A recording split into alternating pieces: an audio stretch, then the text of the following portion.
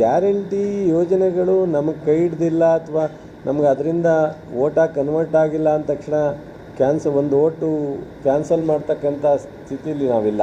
ನಾನು ಎಲ್ಲೇನಾಯಿತು, ಎಲ್ಲಿ ಎಡವಿದ್ದಾರೆ ನಮ್ಮ ಕಾರ್ಯಕರ್ತರ ಅಥವಾ ಮತ ಹಾಕರ ಆ ಪ್ರಶ್ನೆ ನಾನು ಚರ್ಚೆ ಮಾಡೋಕ್ಕೆ ಮೊನ್ನೆಯಿಂದ ಹೋಗಿಲ್ಲ, ಹೋಗೋದೂ ಇಲ್ಲ.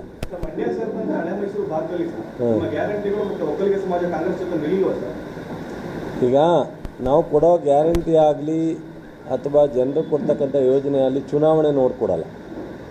ಚುನಾವಣೆಗೆ ಓಟ್ ಹಾಕಿದಾಗ ಕೊಡ್ತೀವಿ, ಚುನಾವಣೆಗೆ ಓಟ್ ಹಾಕ್ದೇವ್ರು ವಾಪಸ್ ತಗೋತೀವಿ ಅಂಥದ್ದಲ್ಲ.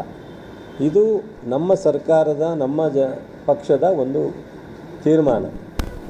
ಜನ ಗೆಲ್ಲಿಸೂ ಇದ್ದಾರೆ, ಸೋಲಿಸೂ ಇದ್ದಾರೆ.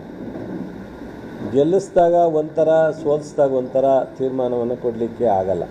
ಇದು ನಮ್ಮ ರಾಷ್ಟ್ರೀಯ ಪಕ್ಷ, ಭಾಳಷ್ಟು ದಿವಸ ಆಡಳಿತ ರಾಷ್ಟ್ರ ಮಟ್ಟದಲ್ಲಿ ರಾಜ್ಯ ಮಟ್ಟದಲ್ಲಿ ಆಡಳಿತ ಮಾಡಿರ್ತಕ್ಕಂಥ ಪಕ್ಷ.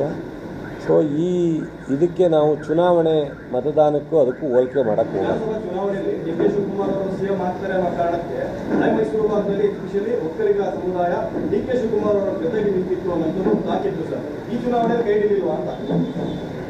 ನೋಡೋಣ, ಅದು ಯಾವ್ಯಾವ ಹಂತಕ್ಕೆ ಪಕ್ಷದ ವೇದಿಕೆಯಲ್ಲಿ ಚರ್ಚೆ ಆದಾಗ ವಿಚಾರವನ್ನು ಚರ್ಚೆ ಮಾಡೋಣ. ಇಲ್ಲಿ ಅದು ಚರ್ಚೆ ಮಾಡ್ತಕ್ಕಂಥ ವಿಚಾರ ಅಲ್ಲ. ಸೋಲು ನಮ್ಮೊಬ್ಬರಿಗೆ ಅಲ್ಲ, ಕೆಲವರು ಉತ್ಪ್ರೇಕ್ಷೆಯಿಂದ ಏನೇನೋ ಮಾತನಾಡ್ತಾರೆ. ನಾವು ಯಾವತ್ತೂ ಆ ಥರ ಮಾತನಾಡೋ ಅಭ್ಯಾಸ ಇಲ್ಲ. ಈಗ ಇದೇ 2019ರಲ್ಲಿ ಅವರು 8 ಜನ ಇದ್ದರು, ಅವ್ರದ್ದೇ ಸರ್ಕಾರ ಇತ್ತು, ಅವರೇ ಮುಖ್ಯಮಂತ್ರಿ ಇದ್ದರು, ಅವ್ರ ಮಗ ಸೋತಿರ್ಲಿಲ್ವಾ? ಈಗ ನಾವು ಸೋತಿದ್ದೀವಿ, ಮುಂದುವರಿದು.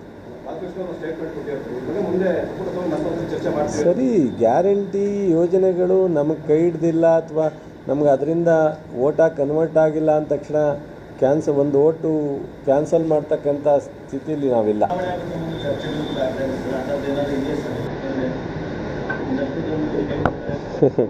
ನಿಮಗೇನಾದ್ರು ಗೊತ್ತಿದ್ದರೆ ಹೇಳಿದ್ರೆ ನಾನು ತಿಳ್ಕೊತೀನಿ.